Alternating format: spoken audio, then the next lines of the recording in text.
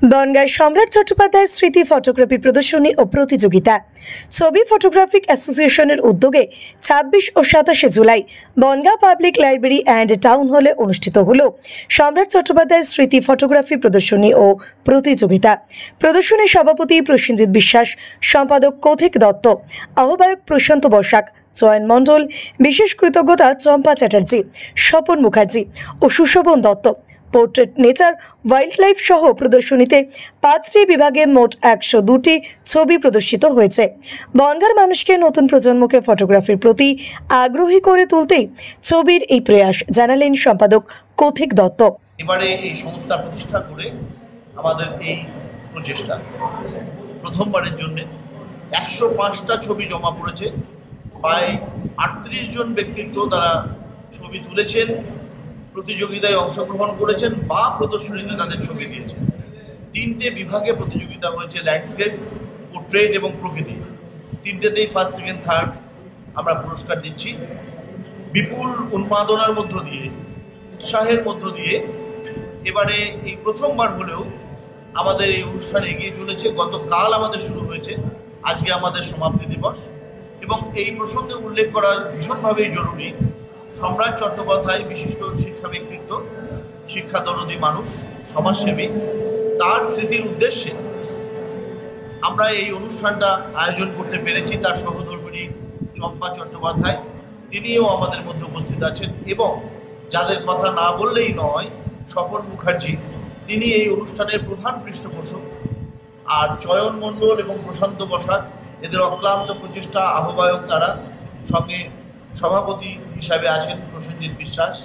আর আমাদের সঙ্গে সর্বক্ষণের জন্য আছেন অনাথ বন্ধু ঘোষ, সুশোভন দত্ত, আরও অনেকে আছেন যাদের প্রচেষ্টা ছাড়া, যাদের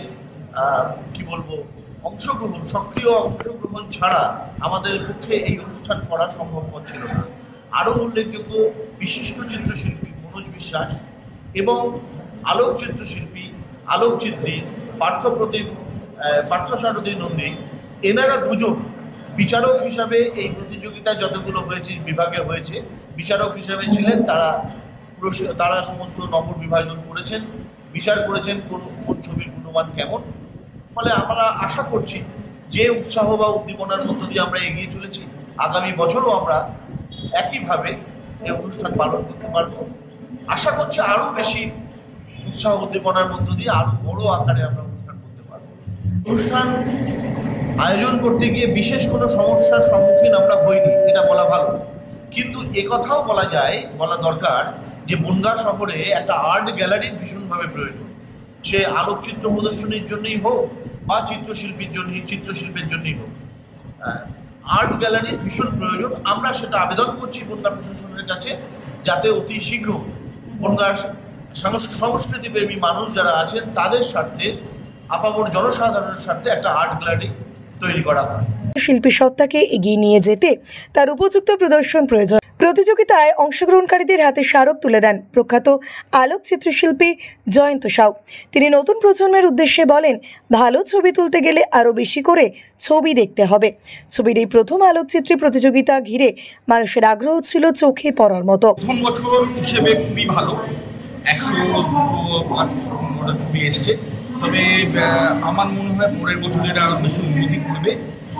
ছবি বিভিন্ন বিষয়, পোর্ট্রেট, ল্যান্ডস্কেপ এবং প্রকৃতি, এগুলো সিলেকশন খুব ভালোই হয়েছে। তবে আমার মনে হয় একটু বিষয় কীভাবে ছবি কোন বিষয় দেবে সেই ব্যাপারে একটু গাইডলাইন থাকা প্রয়োজন। আশা করি এরা পরের বছরে সেটা একটু আরও বুঝিয়ে দেবে।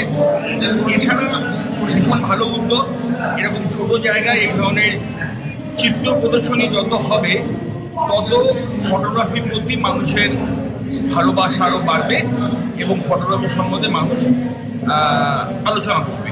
তো এর মধ্যে যেটা এই আলোচনা বা এই ভালোবাসার মধ্যে থেকে একটা শিল্প সত্তাও বিকাশ করবে। আমি মনে করি যে এদের এই প্রয়াস প্রত্যেক বছর চলবে এবং এরা বছরের পর বছর ভালো কাজ করবে। নতুন প্রজন্মের প্রতি আপনার কোনো মেসেজ আছে? আমি নতুন প্রজন্মকে বলবো যে ছবিটা কোনো বড় ফটোগ্রাফারের থেকে কপি না করে তার মাথা খাটিয়ে তার মতো করে করা।